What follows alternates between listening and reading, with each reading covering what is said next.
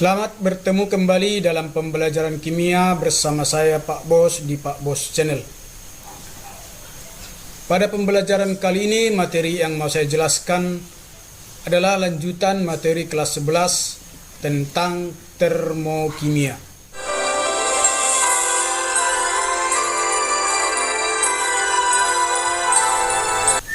Termokimia adalah ilmu tentang perubahan kalor atau panas suatu zat yang melibatkan proses kimia dan fisika.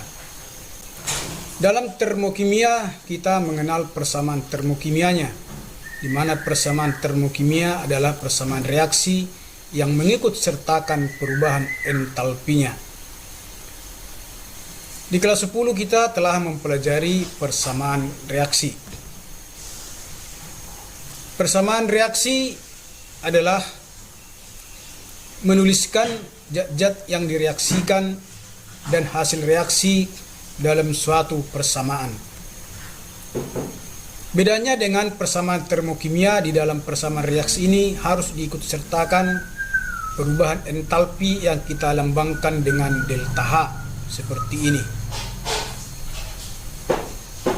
Ini ada dua contoh persamaan reaksi, satu pembentukan NH3 dan penguraian NH3. Nanti akan kita jelaskan tentang pembentukan dan penguraiannya, tetapi di contoh ini kita melihat dulu harga delta H ada yang negatif dan ada yang positif. Yang negatif itu kita baca melepaskan kalor, sedangkan yang positif kita baca menyerap kalor. Untuk memahami proses pelepasan kalor dan penyerapan kalor, marilah kita lihat dulu analogi dari contoh berikut ini.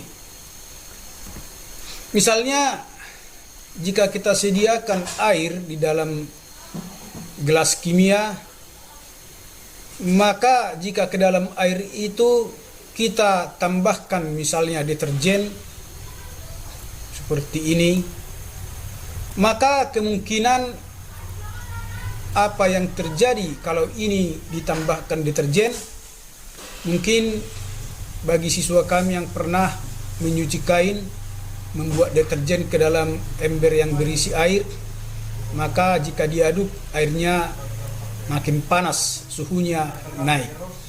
Misalnya dalam contoh ini airnya tadi 20 derajat Celcius, setelah ditambahkan deterjen maka airnya naik menjadi 25 derajat Celcius. Hal terbalik bisa terjadi pada zat lain seperti misalnya penambahan urea, pupuk urea ke dalam air tadi ya, tambahkan urea.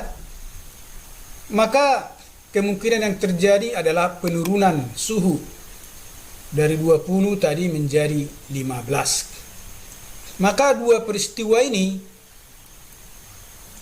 di mana terjadi kenaikan suhu dan juga terjadi penurunan suhu, diistilahkan yang kenaikan suhu adalah peristiwa eksoterm atau reaksi eksoterm, dan kemudian yang turun dikenal dengan istilah endoterm atau reaksi endoterm. Jadi jika kita perhatikan air yang 20 derajat Celcius setelah ditambahkan deterjen naik suhunya menjadi 25 derajat Celcius. Itu terjadi karena deterjen ini melepaskan kalornya ke dalam air. Melepaskan kalornya ke dalam air sehingga airnya makin panas. Tetapi hal sebaliknya terjadi jika urea dilarutkan ke dalam air, suhunya turun. Kenapa itu bisa terjadi? Karena urea ini menyerap panas air sehingga air ini semakin dingin. Sebenarnya hanya dengan mendeteksi melalui tangan, kalau kita sentuh dinding daripada gelas ini kita akan merasakan, ya, kita mulai dari dinding gelas yang berisi air, kita rasakan panasnya, kemudian kita sentuh dinding air yang sudah ditaburi tadi deterjen, kita rasakan mungkin makin panas. Kemudian air yang ditaburi dengan urea kita rasakan makin dingin. Tetapi hal itu hanya bisa kita rasakan tambah panas atau tambah dingin. Untuk membuktikan berapa kenaikan suhunya dan berapa penurunan suhunya, tentunya kita harus memakai alat yang kita sebut dengan termometer.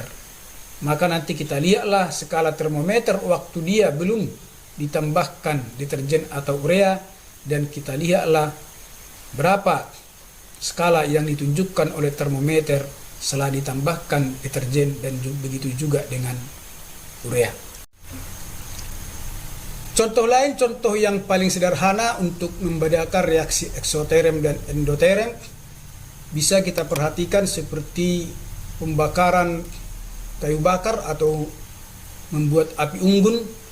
Maka lingkungan yang dekat dengan api unggun ini akan terasa panas. Begitu juga dengan misalnya kita masukkan es batu ke dalam gelas yang berisi air, maka air yang di dalam gelas itu makin dingin. Maka kita bedakanlah tadi bahwa jenis reaksi termokimia itu ada dua, yaitu reaksi eksoterm, reaksi yang melepaskan kalor dari sistem ke lingkungan. Kemudian reaksi endoterm adalah reaksi yang menyerap kalor dari lingkungan ke sistem. Maka di sini ada dua istilah, sistem dan lingkungan. Baiklah, untuk membedakan sistem dan lingkungan, kembali kita ke dalam percobaan yang tadi. Jika yang dilarutkan ke dalam air itu adalah deterjen, maka sistemnya adalah deterjen, sedangkan lingkungannya adalah air dan juga gelasnya. Kemudian jika yang ditaburkan itu urea ke dalam air, maka sistemnya adalah urea dan lingkungannya adalah air dan gelasnya ini. Maka sistem itu adalah zat yang dapat mempengaruhi lingkungan. Mempengaruhi lingkungan artinya menyebabkan lingkungan itu suhunya naik atau turun. Dalam hal ini lingkungannya tadi air. Jadi urea ini membawa pengaruh terhadap air tadi, di mana airnya menjadi panas. Berarti deterjen di sini melepaskan kalornya atau sistemnya melepaskan kalor, sehingga kalor dari sistem itu menjadi turun. Kemudian jika urea dimasukkan ke dalam air tadi, bahwa urea itulah yang menjadi sistem, dan urea itu mempengaruhi lingkungannya yaitu air, di mana airnya makin dingin. Kenapa airnya makin dingin? Karena sistem itu menarik panas dari air ini sehingga airnya semakin dingin. Artinya sistemnya bertambah kalorinya. Maka nanti akan kita lihat penulisan dari delta H antara reaksi yang eksoterm dengan endoterm akan menghasilkan delta H seperti ini. Untuk reaksi endoterm, delta H tanda positif, dan untuk reaksi eksoterm, delta H tanda negatif. Kenapa itu bisa terjadi? Coba kita perhatikan rumus menentukan delta H. Delta H sama dengan entalpi produk dikurang entalpi reaktan. Jadi jika produknya lebih besar dari reaktannya, maka tentunya hasilnya positif. Misalnya kita analogikan dengan angka, produknya misalnya 10, maka reaktannya 5, tentunya 10 kurang 5 sama dengan 5 positif. Tapi sebaliknya, jika entalpi produknya lebih kecil dari entalpi reaktan, maka kalau kita masukkan kemari, misalnya yang ini yang menjadi minus 5 dan ini minus 10, maka tentunya hasilnya minus 5 berarti negatif. Jadi kita ingatlah bahwa untuk reaksi eksoterm delta H-nya negatif, dan untuk reaksi endoterm delta H-nya positif. Hal itu terjadi karena pada reaksi endoterm sistemnya menyerap kalor dari lingkungan, sehingga sistemnya bertambah panasnya menjadi positif. Kemudian dalam reaksi endoterm, sistemnya melepaskan kalor sehingga suhu dari sistem itu berkurang atau bertanda negatif. Jenis-jenis perubahan entalpi. 1. Perubahan entalpi pembentukan standar yang dilambangkan dengan delta HF standar adalah perubahan entalpi pada pembentukan 1 mol. Sekali lagi, pembentukan 1 mol senyawa dari unsur-unsurnya pada keadaan standar. Contoh, entalpi pembentukan gas CO2 adalah negatif 393,5 kJ per mol. Maka bagaimana menuliskan persamaannya? Cara menuliskan persamaan termokimia, tadi sudah saya katakan harus dilampirkan nanti delta H-nya. Dalam hal ini pembentukan. Dalam pembentukan yang dibentuk harus di dalam atau harus di sebelah kanan. Harus di sebelah kanan dari persamaan reaksi. Kemudian dari mana dia dibentuk? Tentunya dari unsur-unsurnya. Unsur-unsur ini kalau dia gas dia harus diatomik seperti O2, N2, H2 dan lain-lainnya. Tapi untuk unsur-unsur yang padat seperti logam dan juga non-logam yang padat seperti karbon, dia monoatomik.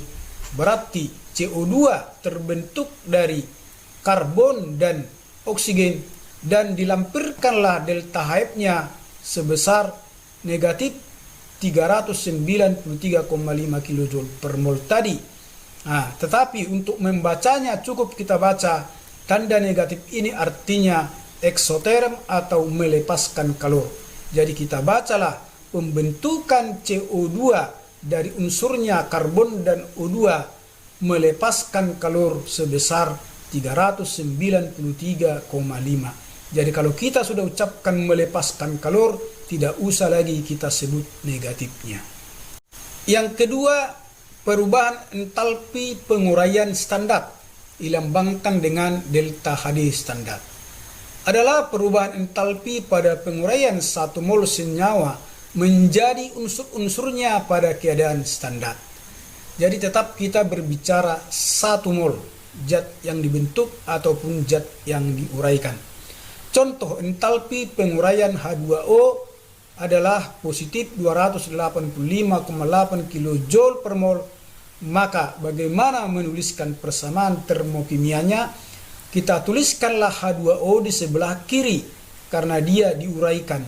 Diuraikanlah menjadi unsur-unsurnya, di mana H itu harus dalam H2 dan O harus dalam O2 karena mereka adalah gas.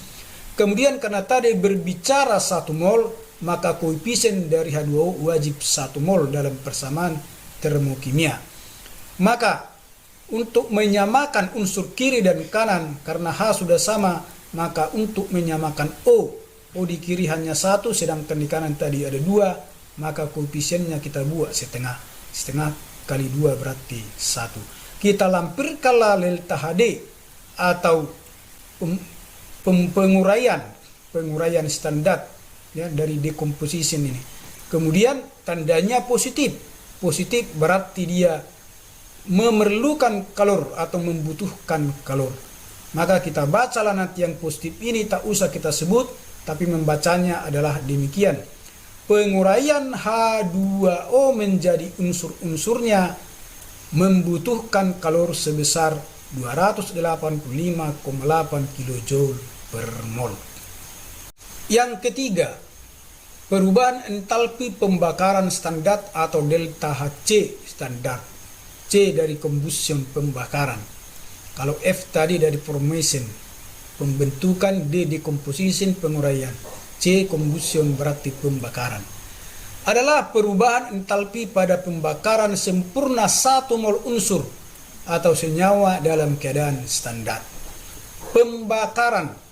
Jadi kita sudah belajar pembakaran di materi sebelumnya, yaitu pembakaran senyawa hidrokarbon baik alkana, alkena dan alkuna. Sekarang coba kita lihat apa yang dibakar dalam contoh. Entalpi pembakaran gas metana. Metana itu CH4. adalah negatif 802 kJ per mol. Bagaimanakah menulis persamaan termokimianya?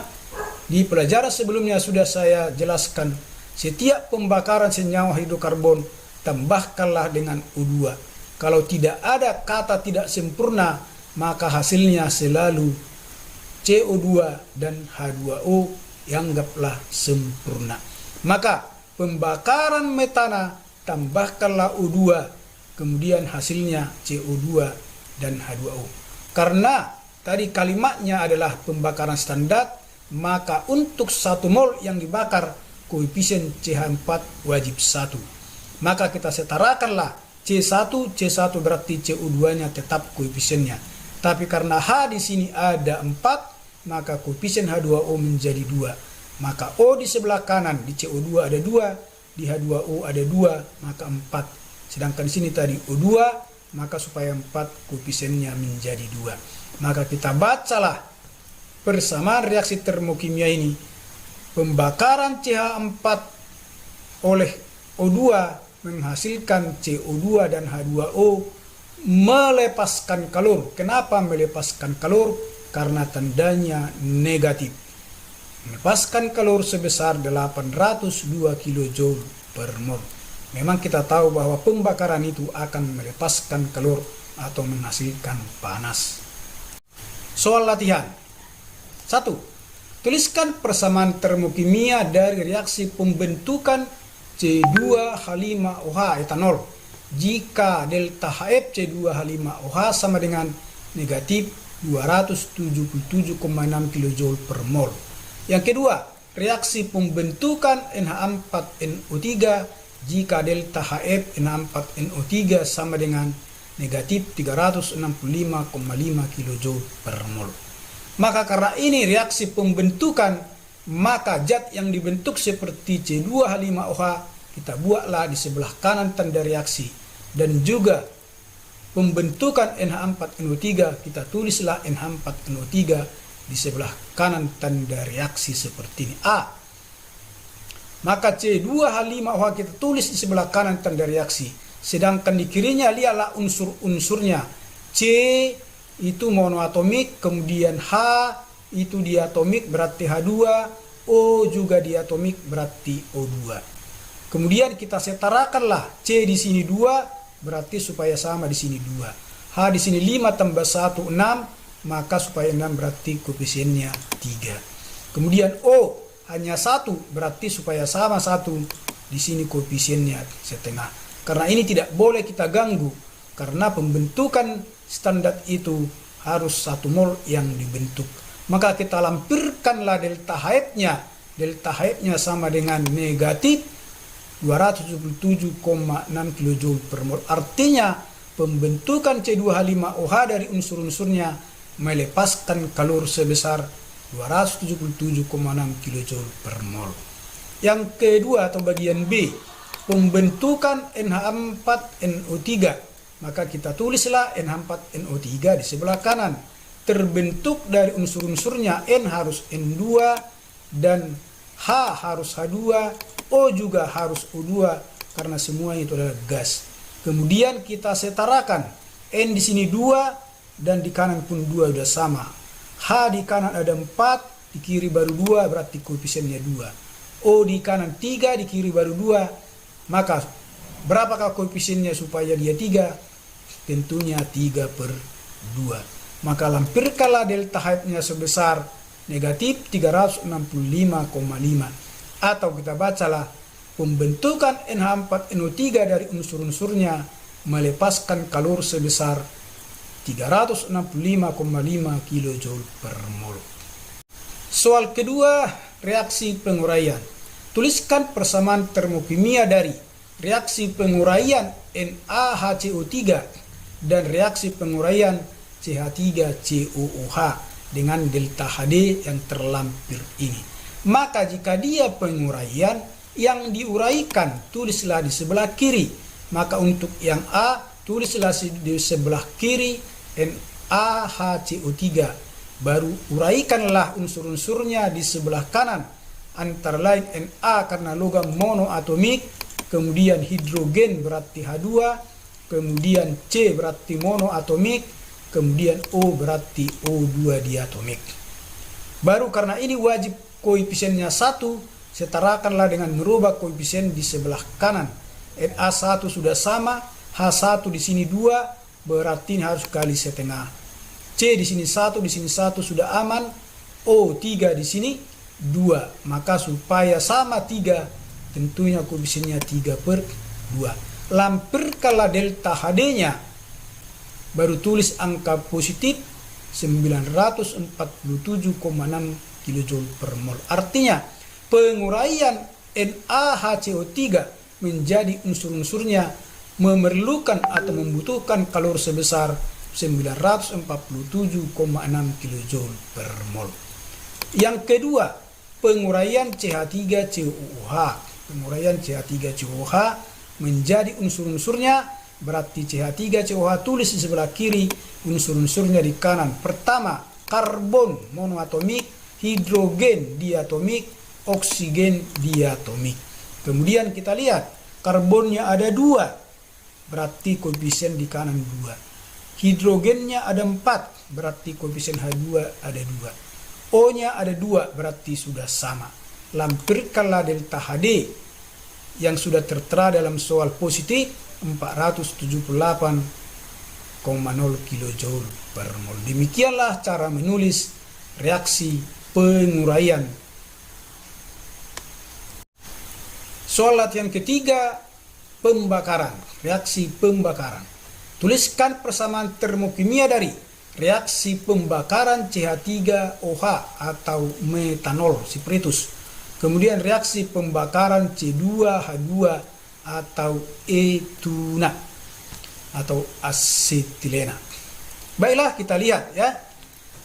Kalau disebut pembakaran berarti bakarlah atau tambahkanlah O2. Maka yang dibakar di sebelah kiri, tambahkan O2, hasilnya CO2 dan H2O. Setarakan C-nya 1, C-nya 1 sama. O-nya 1, sedangkan coba di sini 1 ditambah ini 2 ya.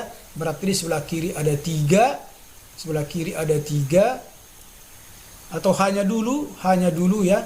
Hanya H di sini ada 4, H ada 4, sedangkan di sini 2, berarti harus kali 2. Maka untuk menyamakan O, coba kita perhatikan di kiri 3, di kanan 4. Di kanan 4, maka supaya di kiri 4, ini 1 tambah berapa supaya 4, berarti harus tambah 3 O-nya ini. Berarti supaya 3 O-nya ini berarti tentunya kali 3/2. 3/2 kali 2 sama dengan 3 tambah 1, 4. Barulah dia setara. Lampirkanlah delta HC-nya. Delta HC sama dengan minus 638 kJ per mol. Artinya reaksi pembakaran CH3OH menghasilkan kalori sebesar 638,0 kJ per mol. Untuk reaksi pembakaran C2H2, tuliskanlah C2H2 di kiri, tambahkan O2, hasilnya CO2 dan H2O. Setarakan C-nya 2, maka CO2 koefisiennya 2. H2 ini sudah sama, tinggal merubah O. O di kanan ada 5, 2 kali 2, 4 tambah 1, 5. Berarti 5, bagaimana membuatnya supaya 5? Tentunya 5/2. Lampirkanlah delta HC-nya minus 1240. Berarti artinya pembakaran C2H2 menghasilkan kalori sebesar 1240 kJ per mol. Demikianlah cara menulis persamaan termokimia pembakaran. Baiklah, demikianlah pertemuan kita kali ini tentang termokimia, terutama tadi dalam penulisan reaksi pembentukan, penguraian, dan pembakaran. Pada video selanjutnya kita akan menentukan nanti perubahan entalpi atau delta H berdasarkan ada 4 faktor nanti.